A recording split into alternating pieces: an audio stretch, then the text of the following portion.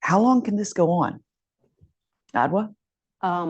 It can go on for at least the next decade if we don't address the problem.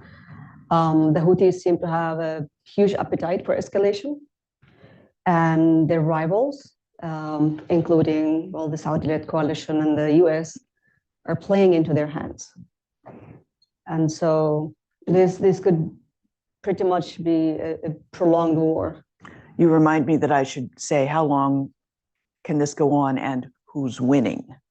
Sounds like you think the Houthis are winning. So far, the Houthis are winning the battle against their rivals and enemies. Well, first, regional enemies, which is the Saudis and the Saudi-led coalition.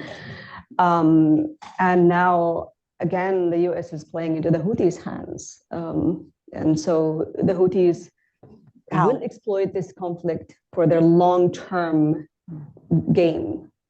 The Houthis are really good at instigating conflicts and then exploiting their enemies' weaknesses, limitations, and also vulnerabilities. In this case, the US wants to contain the Houthis within Yemen. They want to contain the problem of the Houthis' threat to the Red Sea, where the Houthis are using that to promote their narrative that it's war at the US and use that to recruit more fighters and basically build their build their army for future wars. The Houthis are not done fighting. The Houthis are still planning to take all Yemen. And their goal, their end game is not just Yemen. They want Mecca and they want Jerusalem. And they're also armed with a strong belief that that God is on their side and that they are in a holy war. So the West is looking at shipping and the war in Gaza and that fallout, and they are looking at a much bigger strategic objective and using this for fundraising, inspiration, army basically building. Dictating the narrative too. Yemen is a country that has never really had an anti-US sentiment. And now the Houthis are using this, but the war in Gaza, but also the strikes in Yemen to create that narrative, and that will have implications, and not maybe in the immediate term, but in the midterm and the long term, which is what the Houthis want. The Houthis think long term, the US is mainly driven by how much vote they'll get in the next election cycle, and that's a huge problem. Greg, I've let Nadwa set the table on that, but take it from there. Who do you think is winning and how long could it go on?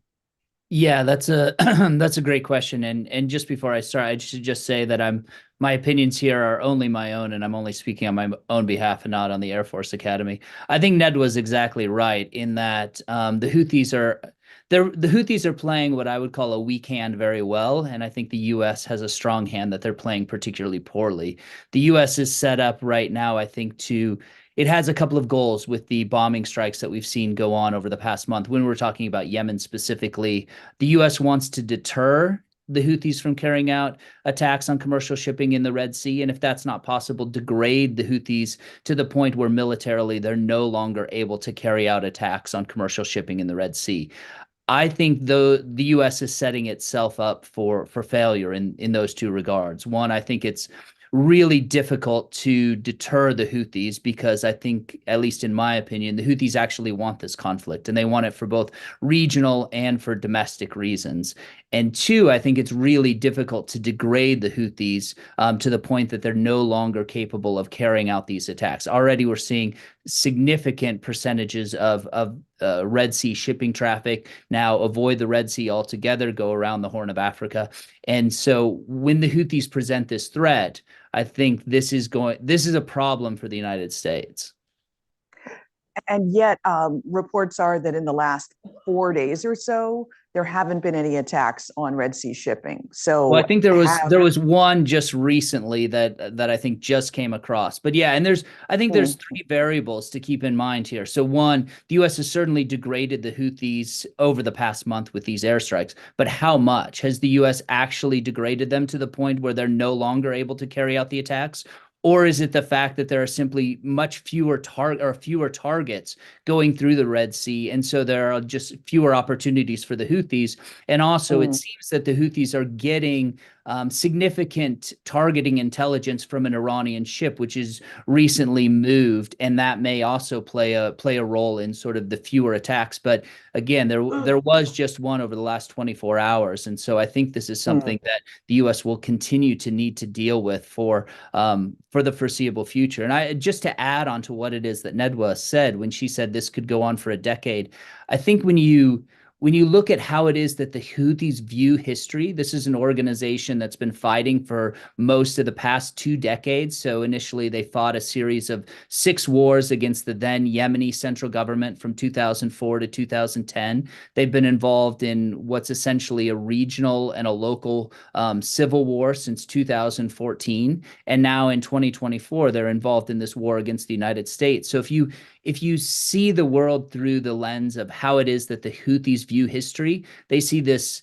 as a local war, 2004 to 2010. They see a regional war, 2014 to 2024. And now they see an international war. And in their view, they defeated Ali Abdullah Saleh, the local war. They've defeated the Saudis and the Emiratis in this regional war. And now they're taking on the United States. So from your perspective, or at least from their perspective, they're winning. Now, John, you are a sweeper. You're looking at the larger region, but also specifically focusing on Israel, Gaza, Jordan, and Iran. So who do you think is winning, and how long can this go on? We are not. What bothers me the most, Define we. We, the United States, are not. And what bothers me the most is that the Iranians adopted a strategy under President Raisi to reverse the efforts of President Rouhani to make a deal with the United States.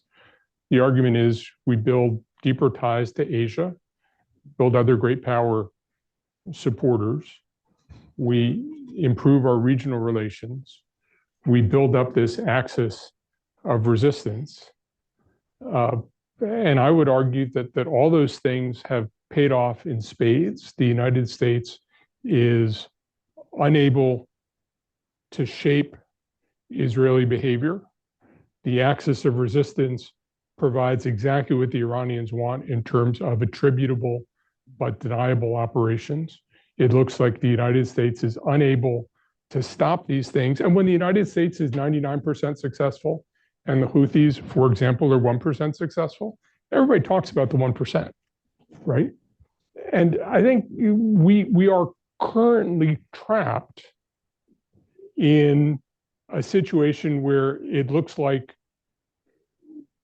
we're losing international support, both among allies. I mean, the small number of both regional partners and NATO allies who are involved in Prosperity Guardian, I find disturbing. As I say, not able to really shape Israeli behavior, losing the global south over Gaza. I think the Iranians, who normally believe that just survival represents victory, are doing more than surviving. And I think if you look at the negotiations over the withdrawal of US troops from Iraq, you're starting to hear more rumors about the withdrawal of US troops from Syria. I mean, it feels like the Iranian strategy, which is we need to get the US out of the region. We need to persuade the region the United States is not nearly the protector that people think it is. They need to find an accommodation with us. It feels to me like they've had a really good 6 months, and we've not had a really good 6 months. And to dive into the main driver of this right now, the conflict inside Gaza, how does it end? And before I let you answer that, let me set the table a bit. Prime Minister Netanyahu has, according to the polls, never been less popular among the Israeli public. he is staying in power thanks in part to a coalition with one of his enemies, who is so popular that were elections held today, Benny Gantz and crew would probably get the lion's share of the seats. He has his most extreme members of his government constantly threatening to pull out of the coalition and trigger new elections if he says yes to things like the latest Hamas proposal to release Israeli hostages, but that would largely leave Hamas intact. Israeli military officials talk about Rafah as being a necessary target because of the labyrinth of tunnels, they believe, that are underneath this Philadelphia crossing that is controlled only by Egypt and Gaza, and they want to get back in there and see how weapons have been pulled in. So how long does it go on? Does Prime Minister Netanyahu keep it going on just to stay in power? So Prime Minister Netanyahu having coalition problems and having his enemies in his coalition is also known in Israeli politics as Monday. I mean, that's the way he's ruled, right? I mean, he's always had his enemies, his adversaries in his cabinet, and he has been skillful at keeping them at bay. It feels to me like his luck is running out in the longer term. As you note, his approval rating is probably about 15%. And the only person jealous of that is Mahmoud Abbas, who's at about 10%. So I think in general, this coalition is going to fall apart when there is a move toward accountability in Israel. And right now, Israelis are focused on fighting the war. Just this morning before I came over, I was looking at the Israeli press in Hebrew. It's actually really useful. Chrome browsers will automatically translate Hebrew. You can really get a useful sense of the stories that Israelis are reading every day. Nothing about humanitarian suffering in Gaza. It's about our fallen heroes. It's about the communication center under the UNRWA headquarters and the Nokia network that was built there, all kinds of things. The Israelis are still in fighting mode. And I don't think the Israelis are feeling an ability to shift off fighting mode right now. But there is the hostage issue as a remarkably salient issue in Israeli politics. I sense that there is going to be a shift. Israelis will talk about accountability. They will be absolutely brutal when holding people accountable. And I got an email from a senior Likud person this morning who said that he expects that you're going to have a transition where you have a lot of reservists coming into politics to sort of fix the strategic errors that Netanyahu made. So I think the reckoning is coming. I think it's not imminent. I think we're going to have some deal brokered by the United States with Arab states, with other allies. I think it's going to move in that direction. But my guess is it will be episodic and interrupted.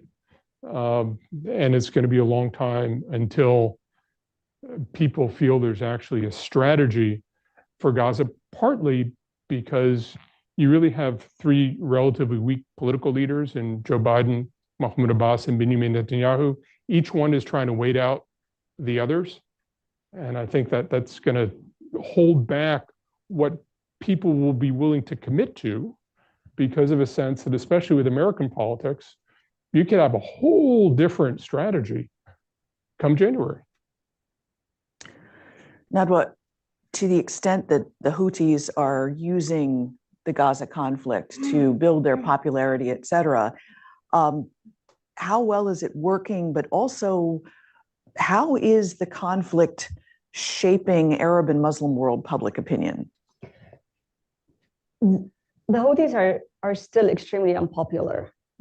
What is popular within Yemen, what is popular with the Houthis is their actions to hold Israel accountable for crimes in Gaza. So I think there's a lot of confusion, and people tend to like conflate the two. The people go out in support of the Houthis' action, and people translate that into support for the Houthis per se. It's not the case. But the Houthis are gaining a lot of support in the Arab and Muslim world, and even in the West. Yesterday, I was coming from the airport, and the taxi driver was singing the Houthis' praises for being the only ones in the region to support Gaza. Where was the taxi driver from? He was from, well, he was originally from Ethiopia, of all the places. So Global South. Global South. Global South, exactly. So this is earning the Houthis a lot of support globally, of course. Within Yemen, it's a different case. But this is also enabling the Houthis to exploit the Gaza war and the legitimacy of their war and attacks in the Red Sea to further suppress the population and force them into supporting them, contributing to the war, and also even, joining the fight. Greg, is there something militarily that the U.S. could be doing differently to stop this harassing of the ships at the very least, and to somehow defang the Houthis? Yeah, the options that the U.S. has militarily, both before it started bombing on January 11th and then in the aftermath, are not particularly attractive. So the U.S. could have continued to basically play defense in the Red Sea. This was Operation Prosperity Guardian, option one, not carry out the airstrikes. That clearly wasn't going to work because despite the U.S. shooting down drones and missile attacks, the Houthis were continuing to attack. The U.S. had the option of sort of limited strikes, which is what it is that we've seen so far. These aren't targeting Houthi command and control leadership. It's targeting the missile sites. The U.S. could have elected on option three, or what I consider to be option three, going in with very expansive strikes in trying to target the Houthis. The U.S. could have attempted to involve itself in the local civil war and said, look, we don't want to just deter or degrade the Houthis. What we actually want to do is defeat them, because we don't see an option, as Nedwa laid out earlier for us, an option that the Houthis aren't going to do this in the future. They're always going to be a threat. They operate on very strategic territory right by the Bab al-Mandeb. We need to deal with them. That's sort of option four. Option five, go after Iran. If the U.S. says, look, Iran is the one behind the Houthis, we need to actually get to the source of the problem and deal with them. That was the fifth option, I think, that the Biden administration was going with. So you had do nothing, limited military strikes, expansive military strikes, get involved in the civil war in Yemen, or attack Iran. And when you think of the military options that way, they aren't really great. None of them really get you to the point that you want, which is either deterring the Houthis from carrying out attacks or degrading them to the point where they can no longer attack commercial shipping in the Red Sea. And so I think what the Biden administration did when it was presented with these options was essentially choose the least bad one. And so that's what the U.S. has been doing. If you sort of buy the argument that I just laid out, that's option number two, which is limited military strikes. And the U.S. is hoping that over time, it will get to the point that it can slowly degrade the Houthis with a combination of other things like intercepting Iranian weapon shipments that are coming to Yemen, and get the Houthis to a point where the group will not be able to carry out attacks on commercial shipping. I think that's very, very difficult to do. I don't see the U.S. in a position where it can do that very quickly, which then that sort of begs the question, well, if the limited military strikes aren't working, or at least if they haven't worked yet, then when the U.S. comes to the conclusion either that they're not working or that they're not likely to work in the foreseeable future, then what other options does the United States have in its toolbox? Yeah. But it seems to me that Gregory, what you're describing is not really a policy of deterrence or pursuing deterrence. It's a strategy of pursuing compellence and having enough firepower to compel a different behavior. Deterrence is about presenting a political choice that this pathway provides pain, and this pathway provides relief. You choose which path you want to go by. That would require a willingness to provide an assurance to the Houthis that there's a more desirable pathway, perhaps in terms of the negotiations over the future of Yemen that they're involved with the Saudis, or perhaps a stepped up military campaign, as you say, the idea that we're going to compel the Houthis to comply probably requires a greater military effort than is wise to put into Yemen. Then the history of US engagement in Yemen is a sine curve. It keeps going up and down. We get very concerned with security in Yemen, counterterrorism. We do everything for like 3 or 4 years, and then we get distracted or bored or something, and we can't find Yemen on a map of Yemen. And then, right, and we go back and forth. And that is one of the things that has gotten us where we are in Yemen. And the more you intervene militarily in Yemen, the more you inspire. Yes. Nadwa. So I just wanted to add to what Gregory and John have said. Well, first, targeting Iran is not going to weaken the Houthis. It might a little bit, but and the Houthis are a strong ally and proxy of Iran, but they're also fairly independent. They both have a long-term plan for the region, Mecca, Jerusalem, extra, driven by ideology and regional interests. But at the same time, the Houthis are capable of acting on their own. So even if Iran is neutralized, the Houthis will continue to be a threat. Having said that, I don't think increased US involvement in the Yemen war through airstrikes or boots on the ground is going to be helpful. And I think and the Houthis are not going to come to the table in good faith through negotiations. I think we've seen that since 2014. Every truce has been an opportunity for the Houthis to regroup and launch another offensive. But we do have forces on the ground. We do have Yemeni forces in Marib, in the West Coast, and in the South. And so I think the smarter and the longer, long-term way to go is to weaken the Houthis militarily through supporting these forces. Now, I have to mention one thing, is that the US is now paying for its mistake, the US and the UK in particular, but the West in general, because in 2018, Yemeni government forces were about to take the Hodeidah seaport. That would have weakened the Houthis militarily. That would have probably forced them to come to the negotiations in good faith and compromise. But what happened then with the US, with all its mighty diplomatic power to force the Yemeni government to abort the Hodeidah retaking operation.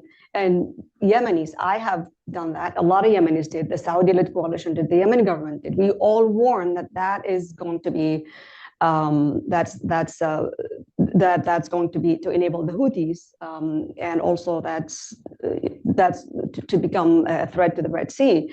So what the Houthis did after that, they regrouped and they launched massive military offensive and made huge military gains. And then they became more powerful, and that gives them less incentive to compromise in peace negotiations. So I think the US need to own up to that mistake, and I think we need to learn from that. And again, I don't think that US direct military involvement, airstrikes or otherwise, is helpful. To be fair, the US assessment is it would have been a complete bloodbath for both the attacking forces and for the civilian population. Where in Hodeidah? Yeah, I think that was blown out of proportion. Okay, I don't. I think that narrative was created by the UN agencies because they wanted to maintain their programs in Yemen. I think there was some legitimacy for it. Yes, it wouldn't have been clean for sure. I mean, this is war, but then that would have been a short-term pain for the long-term gain. Now we have a situation where this war can still continue for the next decade when 80% of the population are literally struggling to find food. So there are no good options in Yemen. Iran can reach much of the Middle East, much of the region with its ballistic missile capability.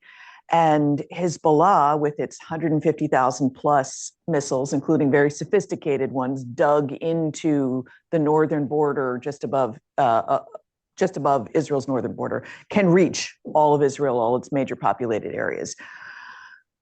Israeli military officials and government officials keep talking about not if there's another war with Lebanon, specifically with Hezbollah, but when. What would trigger Iran to unleash that missile barrage, either its own or to give the green light to Hezbollah? Because so far Hezbollah has very carefully tried to say, we're doing this in solidarity with the Palestinians in Gaza, but they're not fully engaging.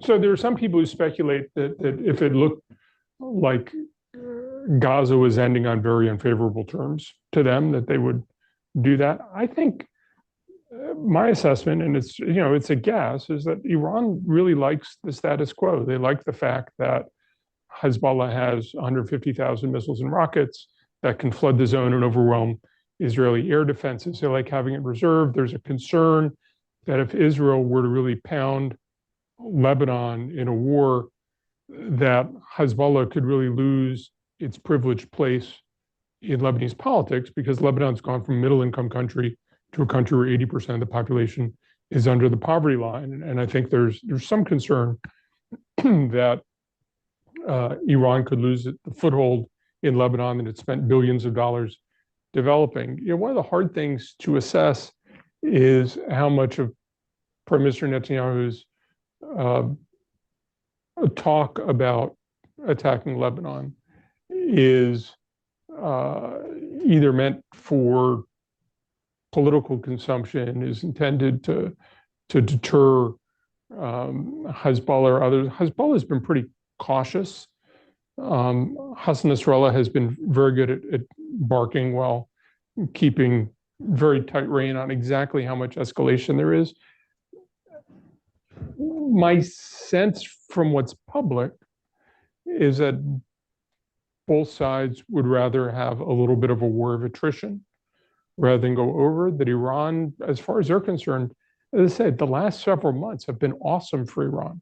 So why would you risk that? I think my guess is that we're going to get through this period without a massive war coming from the north. But if there is a massive war coming from the north, it will be devastating for both Lebanon and also for Israel. The other thing, if you're looking for nightmare scenarios, is I'm amazed that the West Bank has remained as quiet as it has. And I think we still have the danger of the West Bank going up in flames, and that would completely change the regional picture. Recall that there is no separation really between Israelis and Palestinians in the West Bank, and it would get very bloody very, very fast, and the images would circulate everywhere, and there'd be a lot of civilians on both sides. Especially since in the West Bank, a lot of the Israelis who are present there are armed settlers. Yeah. Yeah. And armed. Yeah. At this time, I'd like to invite members here and those online to join our conversation with questions. A reminder that this meeting is on the record, and we're going to start with a question from here in DC. Anyone in the audience? Gentleman in the blue shirt, please wait for the microphone and please introduce yourself. And my plea to everyone, please make sure there's a question in your question. Thank you so much. My name is Jordan Reimer. I work at the Strong Cities Network. Nadra, you mentioned that the Yemen aspect of the war could go on for another 10 years. I'm wondering, I can't imagine that Egypt would be okay with it losing revenue of Suez Canal access for 10 years. I'm wondering, even now, we don't really hear about Egypt screaming about what's happening. And I'm wondering if someone can please discuss the Egypt factor in all this and when they're going to start really screaming about the fact that they're losing so much revenue in the Suez. Thank you. I think Arab leaders are in a really difficult position because the Houthis situated themselves or are posing as the defenders of Gaza and the Palestinian cause, which is really important for Arab nations, the people. And the Houthis have been calling Arab leaders. There's been protests in Egypt, in Jordan, and throughout the Arab world against what's happening in Gaza. I think Egypt will start to talk about the impact of the Red Sea attack on its economy when the Gaza war stops. Right now, it's difficult because they don't want to be perceived as, as being against any action that would hold Israel accountable. I think Egypt right now is preoccupied with the IMF talks to increase the amount of financial relief it gets. My guess is that's what's getting most of the attention now. But you're absolutely right. I mean, Egyptian revenues from the Suez Canal are down 40% this calendar year over previous year, and it's a very important source of foreign revenue for the government, which has a foreign exchange problem. And there's no way that Egypt can do what it needs to do economically when traffic through the Suez Canal is down as sharply as it is. But my guess is that the diplomatic piece is going to be deferred a little bit. And of course, there's also the broader role, as Nadwa suggests, the broader role in Egypt is going to be central to what happens in Gaza. Completely central. It will be the principal foreign avenue to engage in Gaza, all those. So Egypt, I think, is playing a very difficult, complex game, and that's going to keep them from focusing only on the Houthi issue. The other thing, and just very quickly, Egypt got a clock cleaned in Yemen in the 60s, right? And there is still a scar in Egypt about Yemen that realizes just how difficult Yemen is. They probably lost more than 10,000 soldiers in Yemen in the 60s. And it was a mess, and it helped lead to a whole set of disasters for Egypt. Let's take a question from our virtual audience. We'll take the next question from Gregory Gauss. Gregory Gauss, Bush School, Texas A&M University. On a couple of occasions, Houthi spokesmen have said that despite the crisis in the Red Sea, they wanted to continue to engage with the UN political process on Yemen. Is that eyewash? There was some indication that at least some people were optimistic before the crisis about the progress of the UN process. Could folks speak to that issue internal to Yemen? Greg, can we go to you first, Johnson? Yeah, absolutely. So thanks, Dr. Gauss, for your question. I think there's a couple of different things. So when it comes to negotiations between the Houthis and Saudi Arabia, the Houthis, are very excited to be treated like a state. They enjoy that process. They enjoy sort of the pomp. They enjoy being invited to sit down at the table with the Saudis and leaving all the other Yemeni actors sort of off to the side. I'm less optimistic than I think a lot of people were that was nearing a conclusion. That is, I think that Saudi Arabia is very much looking for an exit from the war in Yemen, but I think the Houthis were in a position where they continued to move the goalposts on the Saudis to see exactly how much it is that they could extort from Saudi Arabia. So, for instance, one of the things that the Houthis were pressing was that Saudi Arabia would be paying the salaries of all the fighters and militia members that the Houthis had, which is obviously you can't really pay the salaries of the people who are taking up arms against you. I also think that the Houthis are in a position where even if Saudi Arabia and the UAE completely withdraw from Yemen and sign some sort of an agreement with the Houthis, that doesn't end the war in Yemen. That just transforms the war in Yemen from a regional war back into a local civil war. So the Presidential Leadership Council, this sort of Frankensteinian coalition of a variety of different anti-Houthi actors, and the Houthis, they would continue to fight. In fact, I would argue that any sort of a Saudi or an Emirati peace deal would actually lead to more fighting on the ground in Yemen, because the Houthis are in a position, and I think this is one of the reasons driving their attacks on commercial shipping in the Red Sea. The Houthis realize that they need an economic base in order to survive long-term in Yemen. They rule over, or they govern fairly poorly, but they still govern the vast majority of the Yemeni population in the northern highlands. But what they need is an economic base. And in Yemen, that primarily means oil and gas fields, which are located in Marib, Shabwa, and Hadramaut, these three governorates.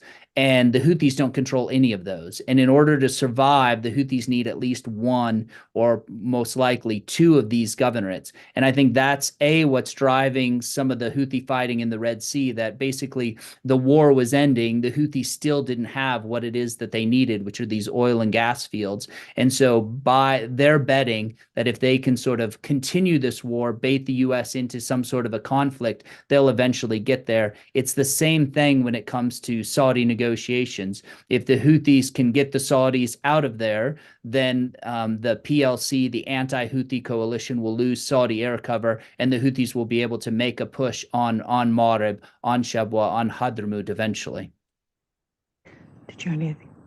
Yes, and then in time after Marib, Shabwa, and Hadramaut, the south and all Yemen, that's something they've expressed publicly. They don't recognize any of the other forces. So I agree with Greg that this is going to be the continuation of the civil war, only at a much, more a brutal pace. And just the other point is, of course, one of the great traditions in Yemen is getting subsidy from Saudi Arabia. And I would imagine that the Saudis are talking about basically subsidizing the Houthi constituencies. I imagine they'll also be supporting the PLC, and basically everybody will be on the Saudi payroll. I think that's the Saudi strategy. Chris Isham? Mike's right behind you.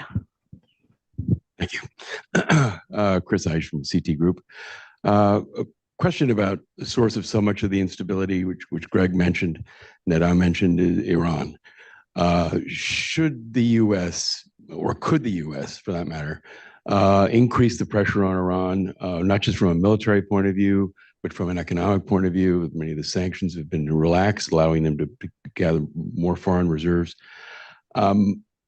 What could the U.S. or should the U.S. do to increase the pressure, and would it have any impact on so much of the instability through the whole region at the moment, that giving the what you described as an awesome 6 months for the Islamic Republic? So one of the challenges, so let me start first. The Iranians didn't really get squarely behind the Houthis until 2017. That's 2 years into the Saudi attack. And I think that the Houthis' ability to torment the Saudis is what made them attractive to the Iranians. It was partly a Saudi effort to get the Iranians to knock it off that led to the March deal negotiated in Beijing. But I think the Houthis are sort of a fringe part of the axis of resistance. They're not really central in the way that Iraq is, in the way that Syria is, in the way that Hezbollah is. There's sort of, it's an opportunistic relationship. How much the Iranians are able to really press the Houthis, as Nadwa suggests, a little bit unclear. You could sort of turn the spigot down, intercepting shipments. There are other things we can do to weaken the Houthis, and we probably should. And partly it's about, I think, giving the Iranians a choice between things potentially getting better and things potentially getting much worse. I don't think they trust anybody in the administration saying things are going to get better.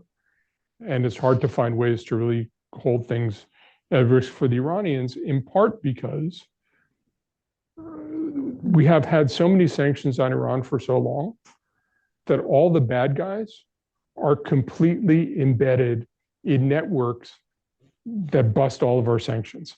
So there are huge neighborhoods outside of Tehran that are full of guys tied to the regime who make hundreds of millions of dollars busting our sanctions.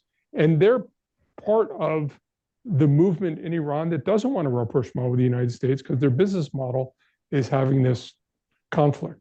Because the common wisdom is that sanctions are painful for about the first 6 months to a year until permanent workarounds are created.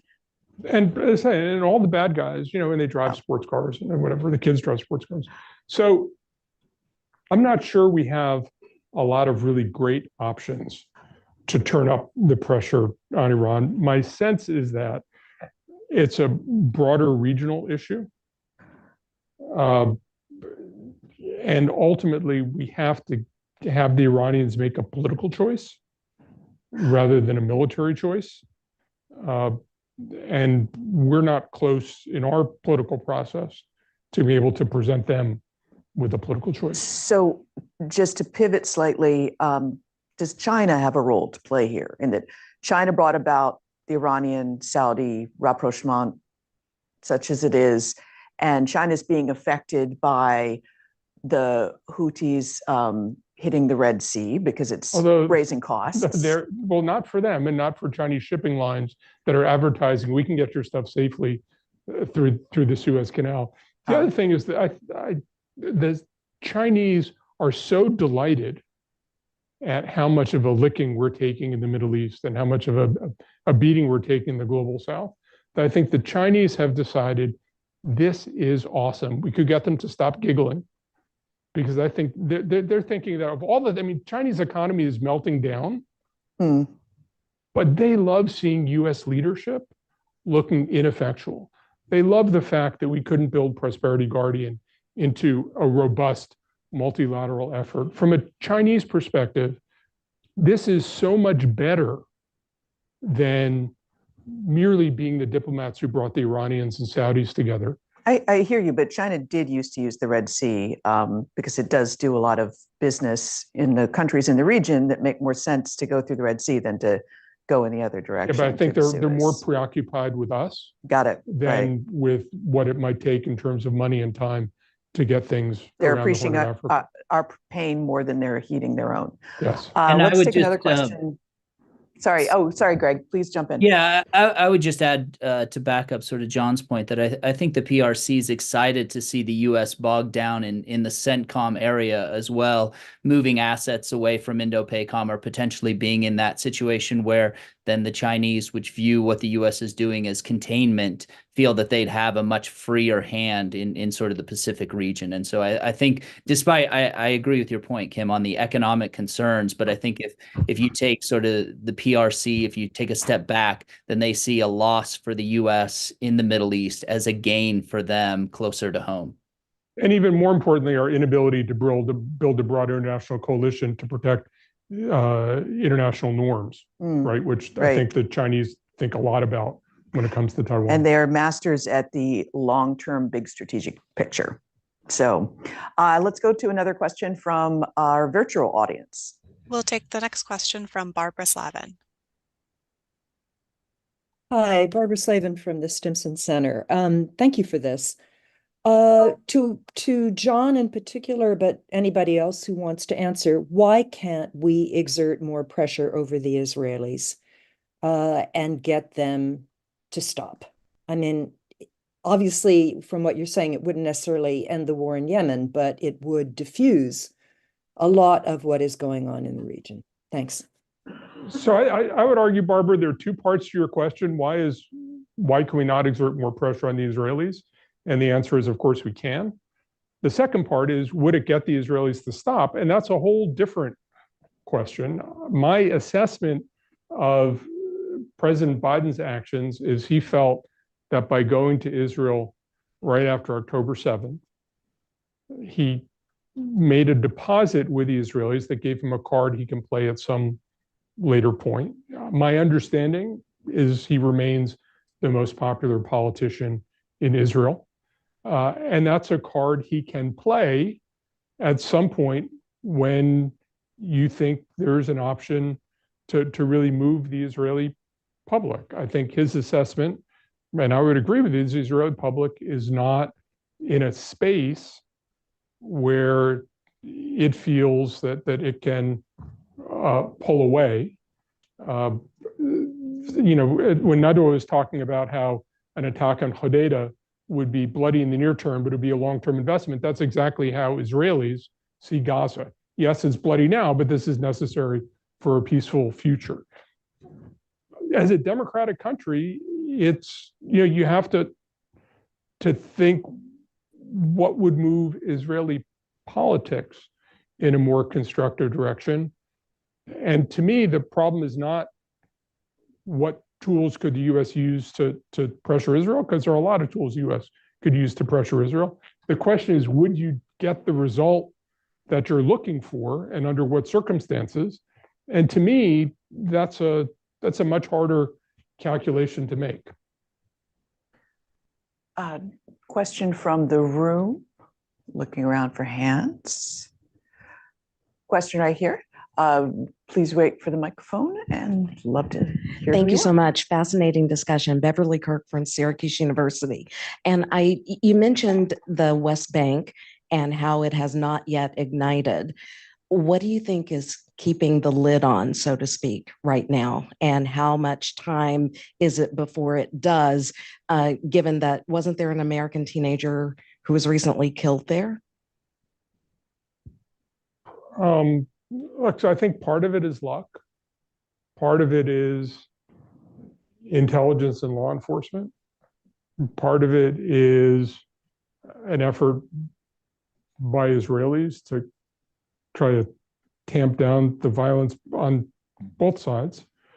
And part of it is the efforts of the Palestinian Authority. I think there are a lot of things. Any one of those can fail.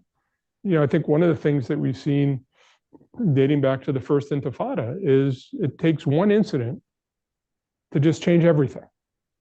And just as I spoke to an administration official in December who said, the Iranians are trying to kill us every single day, and one day they're going to be successful. And we saw with Tower 22, one day they're successful. If they're successful 1% of the time, that changes the game. And I do worry that the longer this goes on, the West Bank is a tinderbox. And what is working might stop working. And if it stops working, it can stop working in a pretty spectacular way very, very quickly. Not what if the fighting did stop in Gaza tomorrow? What would the Houthis do you think? I think they would stop attacks on the Red Sea, but that would be only temporarily. The Houthis will continue to be a threat to the Red Sea long term. And I just want to pick on something you said. I think the Gaza analogy with the Hodeidah is a little. It's not the same, because with the Hodeidah operation in 2018, government forces were only 3 kilometers from the Hodeidah seaport, and the Houthi leader himself announced that they were withdrawing forces tactically, which was basically a statement of withdrawal. So I don't think it would have been bloody. I mean, in Gaza, 30,000 people have been killed. I think there might have been a destruction to the seaport, and that's what humanitarian organizations were worried about more than the civilian population. And I think that's something that would have been mitigated and resolved by the international community with some commitment. And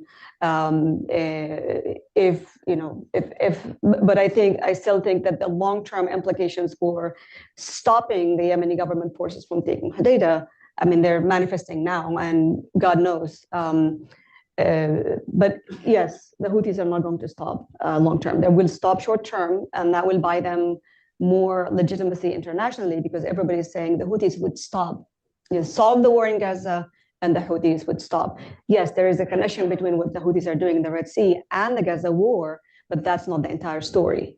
Yeah. Greg, in terms of, from your perch in the military world right now, what has the conflict in Gaza done in terms of raising the threat to U.S. troops, U.S. operations, and also, in a sense, changing the thinking? Because there had been a big pivot from counterinsurgency to big power politics again, China, Russia, and now all of a sudden we're hearing about insurgencies and terrorist threats again.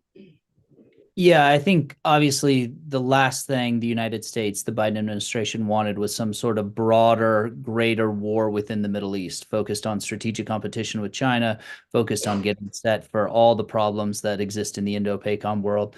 So I think for the U.S., it's found itself sort of dragged into this by what happened, as John mentioned, in Tower 22, by what's happened with commercial traffic in the Red Sea. And the U.S. is sort of attempting to manage this problem without escalating, but the problem seems to continue to be escalating, and that's something that, again, I don't think the U.S. is set up well to deal with this, because we see multi-front war basically in Syria, with Iraq, with what happened at Tower 22, then in the Red Sea with attacking the Houthis, what's happening in Gaza. The U.S., this is the last thing the U.S. wanted, and I think the U.S. is right now struggling to come up with some sort of a solution that will basically put this problem back in the box, go back to what it was, before October of 2023, without escalating. And I think that's a really fine and difficult line to walk, and one that, at least so far, the U.S. isn't particularly successful at, mostly because the enemy gets a vote and gets to continue to try to press and challenge and attack the U.S. where it can.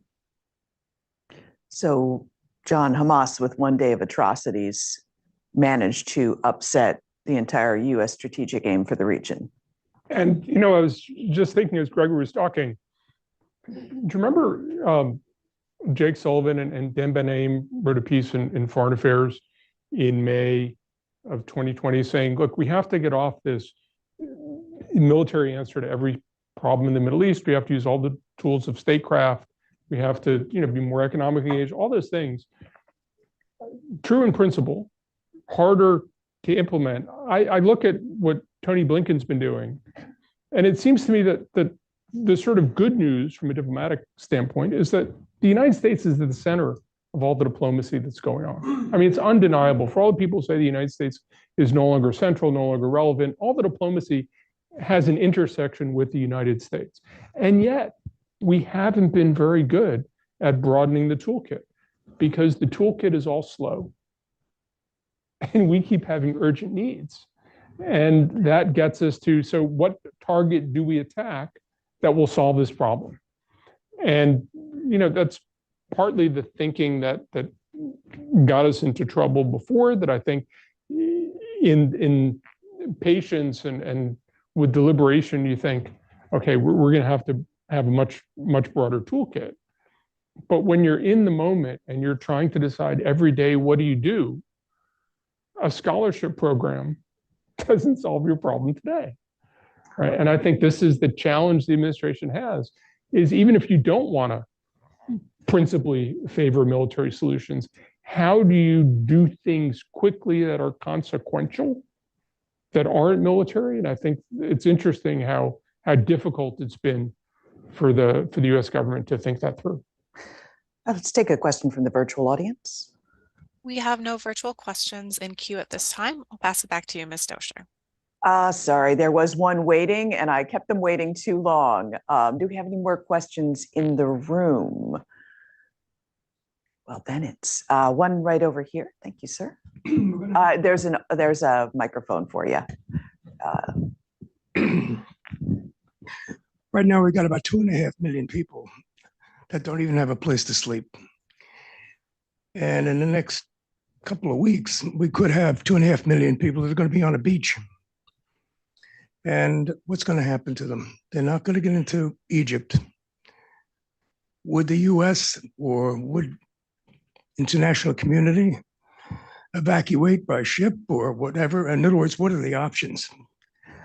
So what do you do with the more than 1 million people that the UN says are displaced in Gaza and in Rafah, and the other million that are basically displaced in the south, with Israel pretty much pushing ahead on the Rafah operation? John, I guess we'll go to you for that one. I am skeptical that a large-scale evacuation from Gaza is going to be possible. I mean, Israel has said that the Israeli Prime Minister's office said it has ordered the army to come up with a plan, but we saw how well the plan worked to evacuate Khan Yunis, that complicated map full of sectors that they put out. But in the broad, I mean, I know a number of Israelis on both the left and right have talked about how, we have to get a bunch of people out of Gaza and then we can reconstruct Gaza and then people can come back or maybe not come back, whatever. I don't think most Gazans are willing to take that deal because of the history of people who've left historic Palestine never been allowed back. So I think ultimately we're in for a lot more muddling. There will be efforts to change ways of getting food in. I saw something in the Israeli press about getting things in on ships. There are a whole series of problems about how you maintain security when you have aid coming in, because you don't want people attacking the convoys. It's very complicated, but I think, frankly, it is likely to stay very complicated for a long time to come, partly because of Palestinian insistence on staying steadfast, partly because of an Israeli commitment to not let things return to normal until the Israelis think things should return to normal. And the majority of Israelis polled say that they don't want aid going into Gaza, full stop, unless the hostages are released. So you have the Israeli government fighting against that one, as the rest of us in the world watch tens of thousands of Palestinians in the middle of a nightmare. I want to leave the last couple of questions briefly to Greg and to Nadwa. If this operation goes forward in Rafah and is as horrible as we all fear it's going to be, what does that do to the threat to U.S. interests in the region? Greg, over to you first. Yeah, thanks for that. So I think what we've seen so far is both the U.S. and the Houthis, obviously it would continue to escalate, and the Houthis would want to take more aggressive action than they've taken so far. And one of the challenges, I think, is that the U.S. seems to view that if they can degrade the Houthis' military capabilities, they can forestall or at least prevent or delay more attacks on commercial shipping. But this isn't the only way I think that the Houthis can threaten the United States. And so there's sort of an escalatory spiral, if you will, with some of these conflicts. The U.S. is already back even before the bombing campaign started on January 11th. The U.S. had carried out an attack that killed 10 Houthi militiamen. There have been some casualties in the U.S. strikes so far. And as those different reasons sort of build upon one another, what I think you could see is the Houthis taking more direct action or attempting to take direct action against both U.S. military targets and other targets. And so what started as sort of a localized thing in Gaza and then spread obviously to Yemen and to Syria and to Iraq, from Yemen, it can continue to spread further. So I don't think this is something where the Houthis are going to, even if you think back to at the very beginning, the Houthis started by firing missiles at Israel. Those weren't particularly successful, and they shifted then to attacking commercial shipping in the Red Sea. I think you could easily see a further evolution of their tactics where they're attempting to strike at different U.S. targets.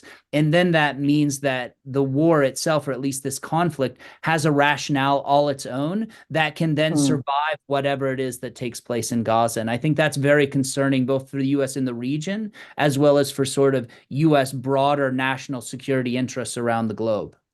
Thank you. And Nadwa, the last 15 seconds to you. Yes, added to what Greg said, and I completely agree with him, is that any further escalation in Gaza and in the region will further reinforce or create anti-U.S. sentiment, especially in Yemen. Like I said, we didn't have anti-U.S. sentiment in the past, not strong anyways, but now this sentiment is coming out really strongly.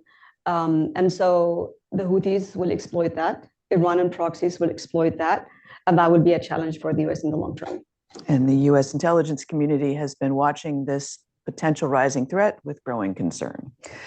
And with that, I want to thank everyone for joining today's session. Thank you to Nadwa, John, and Gregory for speaking with us today. Please note that the video and the transcript of this session will be posted on CFR's website. Thank you.